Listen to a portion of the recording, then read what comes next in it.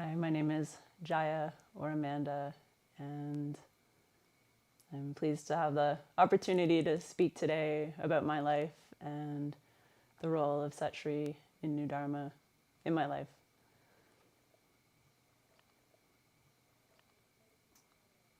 I've always had a great love for the earth, for her beauty and wonder, a real love for nature. And I've also been, like so many of us, deeply troubled by the ways that we as humans are not yet able to live sustainably here. And to help, respond to that in my work, I studied civil engineering, and then I worked in sustainability. I worked in looking at more sustainable ways to manage waste and resources, building more sustainable hospitals and sports infrastructure, and in community scale energy efficiency planning and resilience, really great stuff. And I devoted many years of my life to my career and to working in sustainability. And no matter how fascinating, well-intentioned, brilliant, well-funded the projects where I worked on, there was always the sense that it wasn't enough, that what I was doing wasn't able to address the scale of the problem that was so apparent in the world around me. And at the same time, while I was really yearning for a deeper sustainability in the external world, in my own life, I was not living in a way that was sustainable. I was really devoted to my work, but that meant I was working 12-hour days. There'd be long periods of time I worked as a project manager, and I'd have to respond to 200 emails a day. I was just constantly working. And then when I wasn't working, I was managing the stress of working through alcohol, exercise, relationships. I lived in this high intensity, incredibly busy state. And I got to a point where I couldn't sustain that. And somehow I heard about Vipassana meditation retreats, and I did a 10-day retreat. And for the first time, I had a sense of peace. There was something that stopped at some point during the retreat, and I was able to just witness the snow falling in a way I'd never seen before. So I went back to work, and as soon as I could get time off, I went and did another retreat. And something came forward in me in that retreat. I meditated not just the 10 hours a day, but through many of the breaks and much of the night. I see now maybe it was the soul just crying for something else, and I intensively meditated for that retreat and had a series of openings or awakenings. I saw I wasn't this body or these thoughts. I saw what I was unlimited and vast and present in all things. And I saw that I create reality. It just became apparent to me that I was the creator of all that was occurring around me. And of course, as with these things, this didn't last. But it was enough to completely change my perspective on life. And when I came back into my human person, I saw that the life I had created, while really well-intentioned in many ways, was also not true. That I was living a lot from ideas of how I should live. I was living about how things would look to others. Even though I was interested in sustainability, there was still a lot of materialism and focus on just things and how things looked, and that there wasn't a deeper, truer, satisfying alignment in myself. But I didn't really know what to do, and I just went back to work and started trying to just Google on the internet to see if I could find information about what had happened to me, what to do about it. I started putting words into Google and came across the interview show Buddha at the Gas Pump, and started hearing interviews with spiritual teachers. And even though I didn't have any spiritual background, the language didn't really resonate with me. I knew there was something, I knew what they were speaking about was pointing to what I had seen and probably where my life was going. And when I heard the interview with Sat Shree in 2014, there was just something in me that knew what he was speaking about was something I needed more of.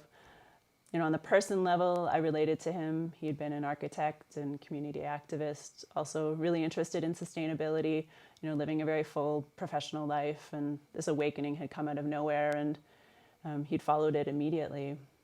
And so the person in me resonated with him. But it was his message that really got me, that, he spoke about how awakening is not just some random event, that it's purposeful, and that the trajectory of life is to, come to a human mastery and then to develop into the realm of spirit, and that this is the natural maturation of a human, and that the process of awakening is not just for ourselves, but it's for the world. And it was this larger context, maybe someone I could relate to as maybe someone I might have worked with, but to see that, this awakening was the next step for him. It was the next evolution, and it was the response to this imbalance I was seeing in the world. Like somehow all of these pieces started to come together. So through him, I started to learn how to, create greater sustainability in myself. He says that we have to fix our own 7.7 billionth of the problem. Of all the people on the earth, the only one we can really change is ourselves.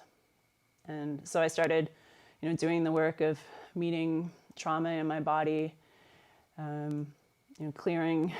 The process continues, but all of the emotional, physical symptoms of repression or life not aligned that I have lived and that my ancestors have lived, and undoing, beliefs, agreements, ideas, things that I take on that govern the way I live unconsciously, and doing this work consistently day after day to become more true and more real internally. I also learned through New Dharma, mantra practices that clear out the body and align our body, and through that impact the world around us. My relationship with Sat Shree has given me a relationship to the sacred, to devotion, to my own heart, helped me grow in my love for all things. And I feel like that is the true seed of sustainability, this love and appreciation for all. And it's maybe something that was always there in me, but the world around me didn't nurture that to the same way that it's being allowed to grow in me now. So my life since then, and since meeting Sat Shree, has become very simple. Outwardly, it's changed a lot.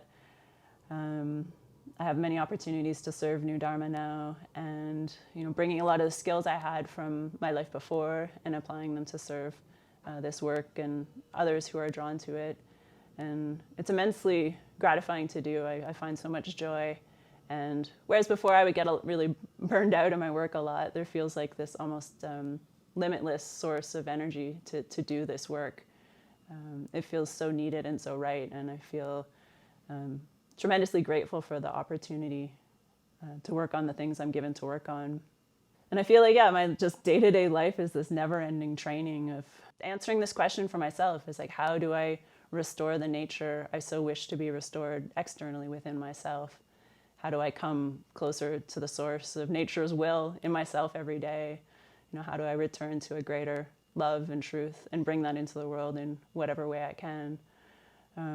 It's certainly not easy every day. With an aspiration like that every day just shows me the ways that I'm not yet living that. But it's a joy to be engaged in such an endeavor and to be with others who are living similarly.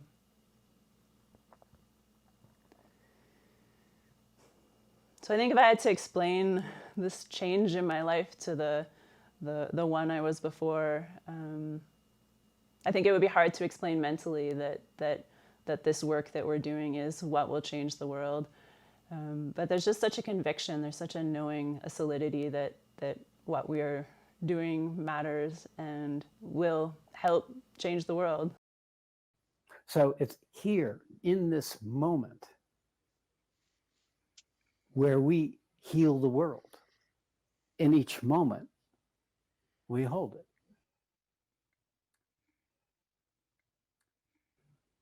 Learning to be skillful and learning to remember your purpose is also to be in touch with the peril.